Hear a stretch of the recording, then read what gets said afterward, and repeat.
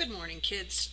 Today is going to be a really quick lecture, actually my last lecture I'm giving you before my return, on parametric equations. The reason it's going to be so quick is I gave you this lecture last year.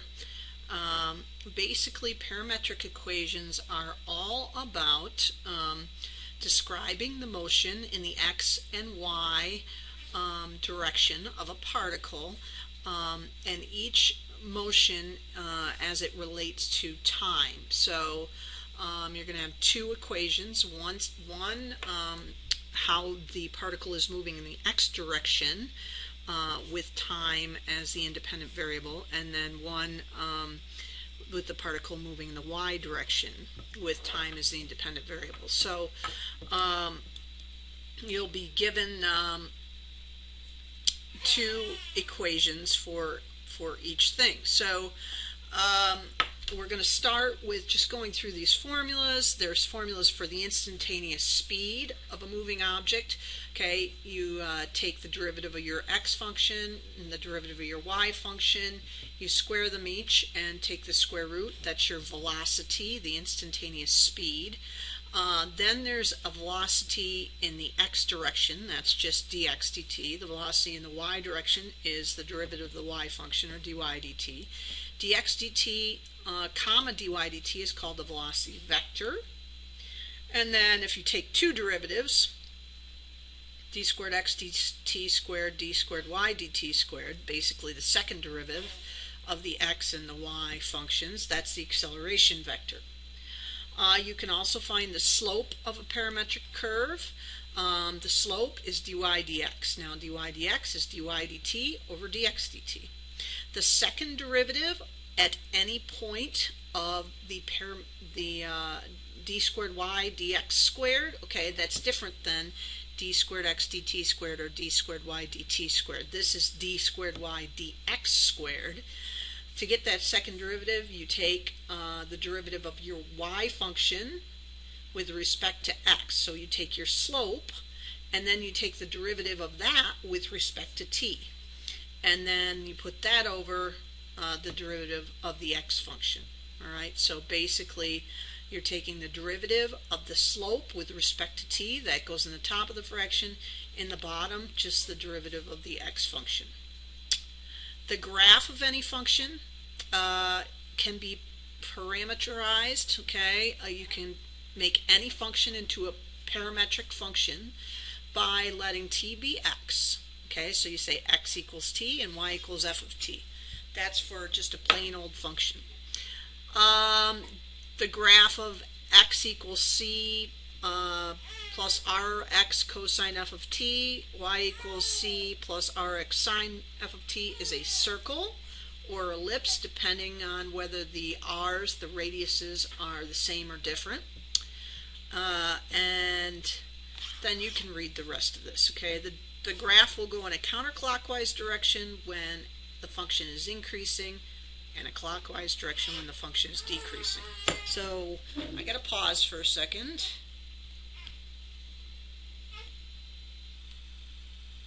Mary's got the hiccups, so I'm going to make this really quick.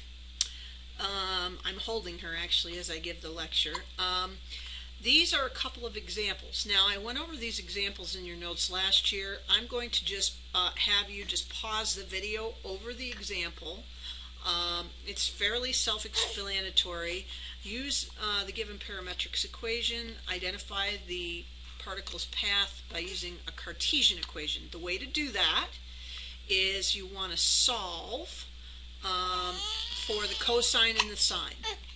All right, in this particular one, and then you use the fact that sine squared plus cosine squared equals 1.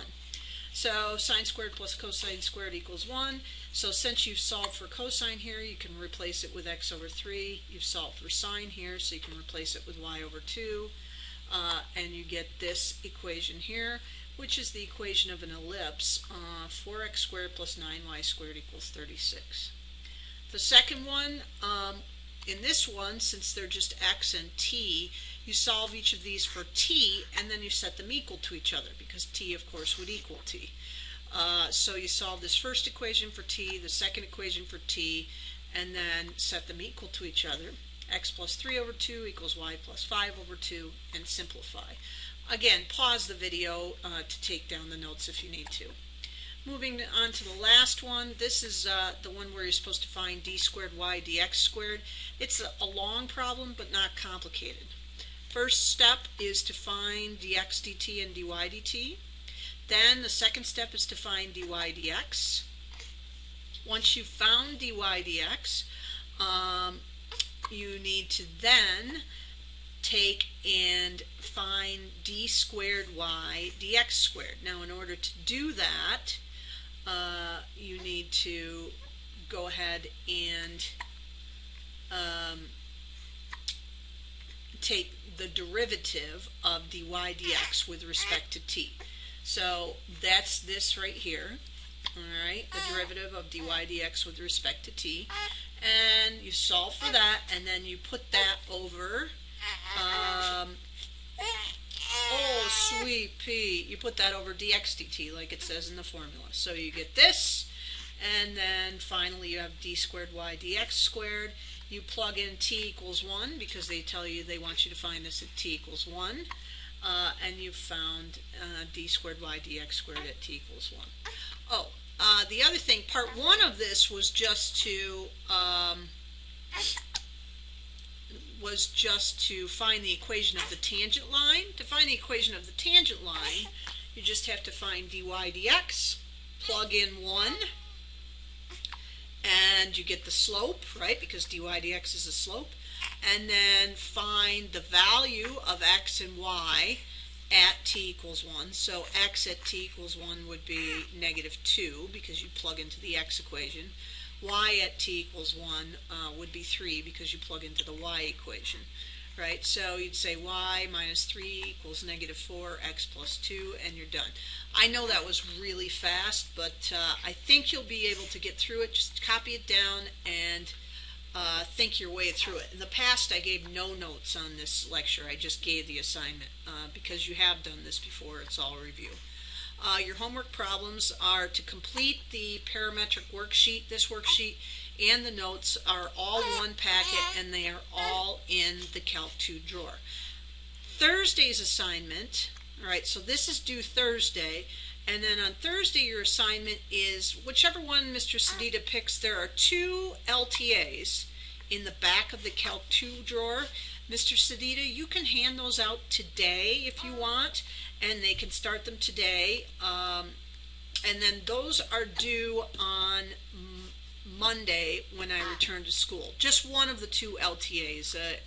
I think there's like a number 5 and a number 6 back there. You guys haven't done one in a while, so rather than try to teach you polar now, I'm going to wait until I come back and teach polar.